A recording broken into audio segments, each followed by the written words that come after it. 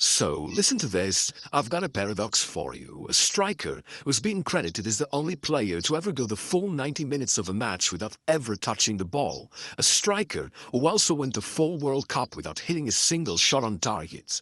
Two of the most embarrassing records you could possibly hold in football, and yet Eden Hazard calls him the best target man in the world. So, how can Olivier Giroud be awful and incredible at the same time?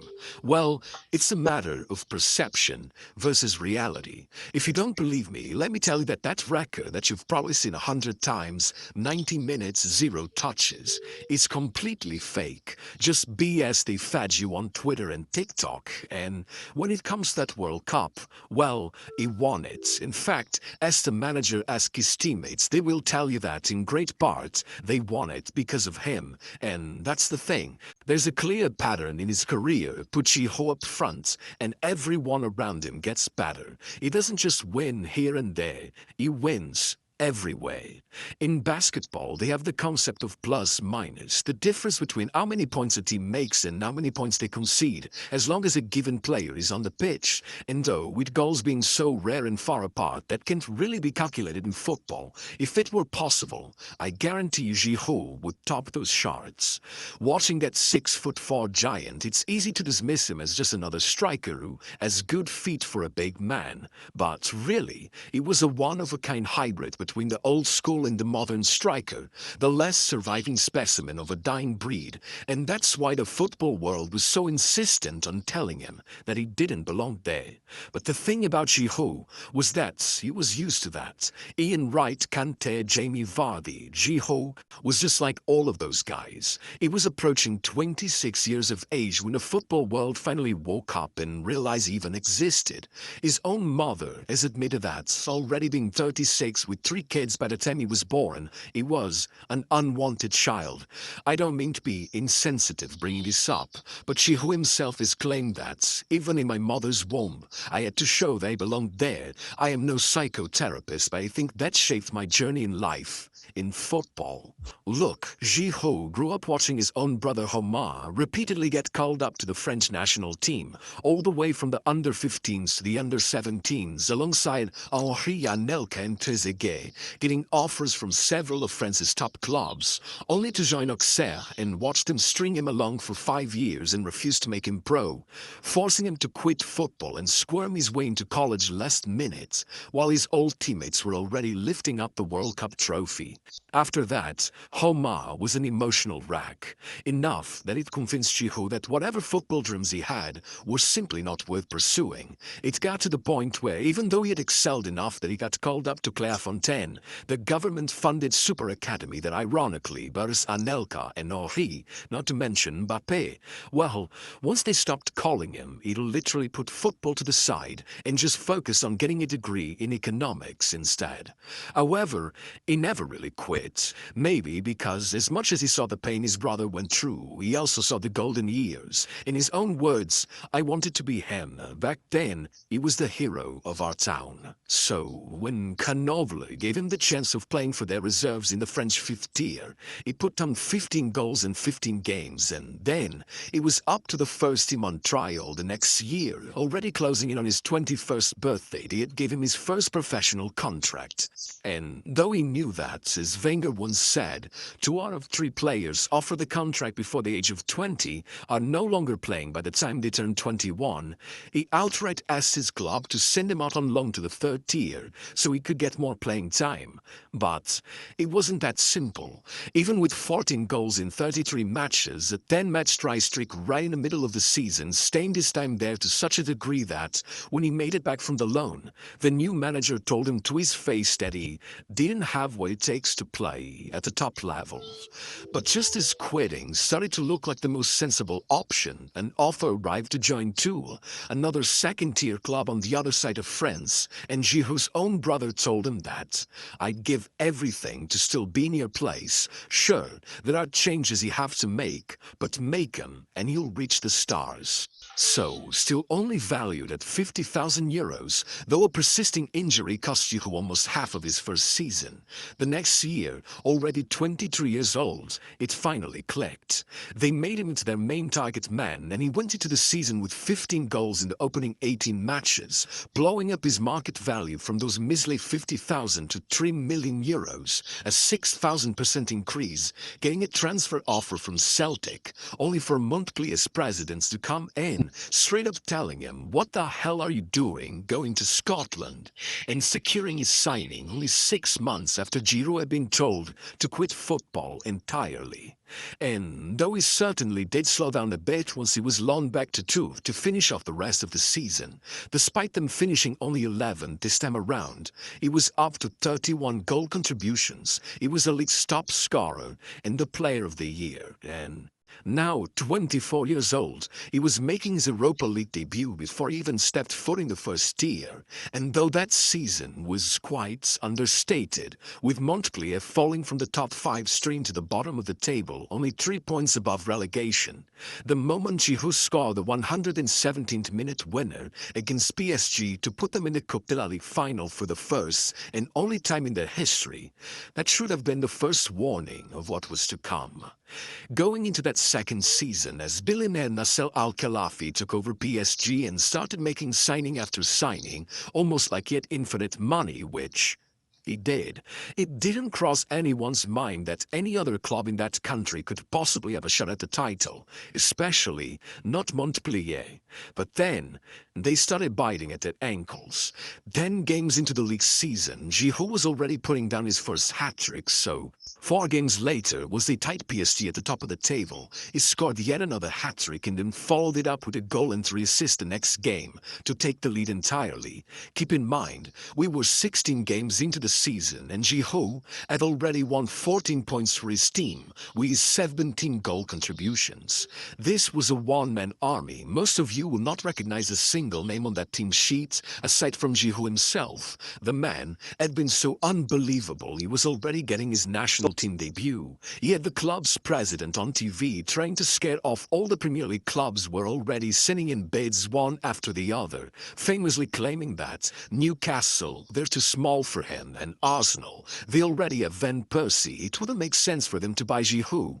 This is a 50 to 60 million euro striker at the very least. And indeed, once again, when Montpellier dropped back to second a month later, it was Giroud who popped off, putting such fear into Ancelotti's men that he had his defenders tight teaming him and stepping on his toes the moment he walked into the Parc des Princes, to no avail, as not only would he score there to hold him off to a draw, but he would only fail to get on the score sheet for 3 out of 13 consecutive matches, putting on man-of-the-match performances against Saint-Etienne and Marseille to claw his way back to a 2-point lead, holding on to it until only 2 matches remained, and being forced to go up against third-place Lille, still in contention for the title and with the likes of Payet, even Hazard among their ranks, watching the clock run down until mere seconds were left, blocking the ball out of the sky with his chest, grabbing onto it for 50 yards, making it past the defender, and playing in his teammate for what was the greatest goal in Montpellier history. 7 days later, they had become champions. One of the greatest underdog stories in football history had been written, and Giroud had become forever a legend in the city of Montpellier, as well as the Ligue 1's Golden Boot, with 37 goal contributions in 42 matches won every 99 minutes, winning 32 points for his team, without which they would have been a mid-table squad, even getting called up to the 2012 Euros, only so that then, with Van Persie betraying Arsenal and leaving for Man United, Montpellier had proceeded to make one of the all-time greatest transfer market fumbles, watching as a long-forgotten buyout clause allowed Arsenal to bring in Giroud for just 12 million euros. Regardless, once Giroud went in with only a single Premier League goal in his first 3 months while Van Persie was balling out for United, the claims that some guy who had spent most of his career in the second tier could never belong in the Premier League started blowing up. But then came 7 goal contributions in 6 matches with a goal in the North London derby, and before a second dry streak was able to make that look like a fluke, a man-of-the-match performance versus Liverpool was enough to make him their player of the month. Then came a goal against Bayern, as well as another hallmark performance to secure them a third-place finish above Chelsea and Tottenham, and by the end, with 28 goal contributions, he had a fan singing his name. In fact, he carried that momentum into his second season, even assisting Wilshere for maybe the most beautiful goal I've ever seen Arsenal score, in what was the most in-your-face demonstration of what makes his link-up play so overpowered. And by the 22nd match day, he hit Arsenal on top of the table with everything set for another fairy tale.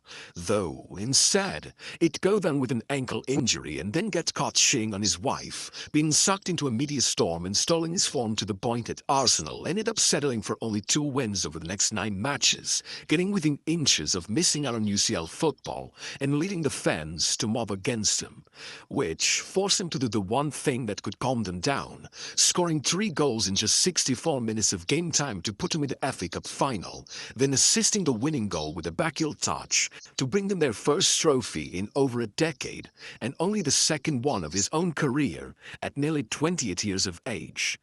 However, even after all of that, and with Benzema at the center of another massive scandal, he still sat out most of the 2014 World Cup, and once back in London, right then in August, he broke his leg. With rumors of 4 months on the sidelines, there were obviously worries of how this could affect a career that was far from well cemented. But, shockingly, only 90 days later, Giroud was not only back on the pitch, but quickly hitting top form with 19 goal contributions in 19 games, and the League's Player of the Month award. So, once he scored in yet another final to secure yet another FA Cup trophy, the hype had been built up all over again, and indeed, the next season was something. Almost like a mirrored image of 2013-2014, he opened it up with a scissor kick for his first goal of the season, then hit 2 against Bayern, a hat-trick against Olympiacos, and finally a brace against Liverpool to make it 18 goal contributions in 21 games, again putting Arsenal at the top of the table by New Year's, only to disappear from the score sheets like never before. 15 Premier League games without a goal, and a second-place finish 10 points off of Leicester that the fans would never really forgive him for. However, where some Arsenal fans began dubbing him the striker who never scores, while the French crowd, now forced to put up with him at the Euros following yet another scandal involving Mr. Karim Benzema, began booing him relentlessly. Well, he proceeded to put down 5 goal contributions at the tournament, leading them to the final as he effortlessly paired up with Griezmann, who thanked him as he received the Player of the Tournament award, calling him the most selfless player in football. Yeah, that only fired up the debates even more. From here on out, Giroud would be virtually handcuffed to the Arsenal bench in a desperate attempt to appease the fans. However, the outcome of that was clearly not what Wenger expected. Giroud had never played so well. Last-minute equalizers against United and other clutch performers secure a 3rd FA Cup trophy. This man scored the Scorpion Kick to take the Puskás award. It was already April by the first time he played a full 90 without scoring. He had hit 22 goal contributions in just 1,700 minutes of game time. That's one every 79 minutes. He had every newspaper calling him the world's best super sub, but that was just disrespectful. This was a man who since 2014 had kept a better goal-scoring rate than any other Premier League player except Kane and Aguero. Yet, Arsenal just didn't seem to care, so once they brought in Aubameyang and Lacazette and began pretending it didn't exist, while their fans began abusing him, calling him a donkey, useless, among some even more unsavory things, while he thanked Wenger for everything, moved 10 miles south to Stamford Bridge, and though he struggled to get warmed up for those final 6 months of the season, then he went out for the World Cup. Yes, Giroud did not score a single goal at the tournament. Yes, he did not even get a single shot on target. But there's a reason why the motto "no goal, no problem" began making the rounds. Giroud not only carried most of the final third's defensive workload on his back, he not only put down more goal-creating actions than Griezmann, but he ragdolled defenders all over the pitch, seemingly opening up space in the penalty area every time another forward needed it. Look at the first 70 minutes of their opening match with Dembele, Mbappe and Griezmann Griezmann on and Giroud on the bench, and then look at the rest of the tournament. They were struggling to beat Australia without him, completely disjointed. There's a reason why after that game, he started every other one. It was the one who put in the work for their winning goal then. It was he who won the penalty for the opener and then assisted Mbappe against Argentina, and the same applied to a lot of goals that led them to that trophy. However, Giroud's redemption arc wasn't done. To make it all that much sweeter, then, he proved just how deadly he could be. After being benched for the Europa League's first 2 games, Giroud came in with 4 goals in 3 games, without which they may have actually not made it out the group stage. And once in the knockouts, it was a massacre. In the first round against Malmo, he scored 2. In the last 16 against Dynamo Kiev, he scored a hat-trick and even assisted another. By the quarters, he scored and assisted as they edged Slavia Prague 5-3. And once they made it past Eintracht Frankfurt and onto the final, fate would have it that the last team he would have to beat was Arsenal. And as Giroud topped the goal scorers table with 10 goals, the only one close to him was precisely his replacement, Pierre-Emerick Aubameyang. So, it was time to show Arsenal why spending £108 million on Alban Lacazette while selling him off for only 15 had been a massive mistake. 48 minutes in, still no goals. Giroud goes in with the diving header, 1-0. 11 minutes later, Giroud opens it up for Pedro, 2-0. 4 minutes after that, Giroud wins a penalty, 3-0, and even once Arsenal closed on the gap with a Hail Mary, just 2 minutes later he makes a run in behind, drags the defenders, dinks it over the top, and assists Hazard, 4-1. Chelsea become European champions against their C rivals, and Giroud is a top scorer, breaking the record for most goals by a French player in any European competition ever, being dubbed by Sports Illustrated as the most underrated player of the century. And though, similarly to Arsenal, next year Tammy Abraham would arrive and steal his spot, opening up the way for Benzema to try to force a comeback, warning everyone not to confuse an F1 with a go-kart. Then Giroud proved once again why he had been the world's best super sub, putting down 4 goals against Sevilla to break Puskás' record as the oldest player to ever score a Champions League hat-trick, eventually hitting 6 goals in just 256 minutes on their way to the final, including a bicycle kick against Atletico, taking a Champions League medal before heading out to AC Milan, where he'd put down the kind of numbers that could make some Ibrahimovic fans really uncomfortable, leading them to their first Serie A title in over a decade, eventually being brought back into the French national team. With Benzema going out injured and being forced to watch from the sidelines as Giroud opened the tournament with 2 goals, then scoring another to overtake his spot as France's all-time top scorer, even getting the winner against England as they eventually found themselves in the final again, this time coming out defeated, but not without Mbappe bringing home the golden boot and making sure to mention that, with Giroud on the pitch, everything is different. I'm free. Make of that what you will, but one thing is sure, Giroud is more than what meets the eye.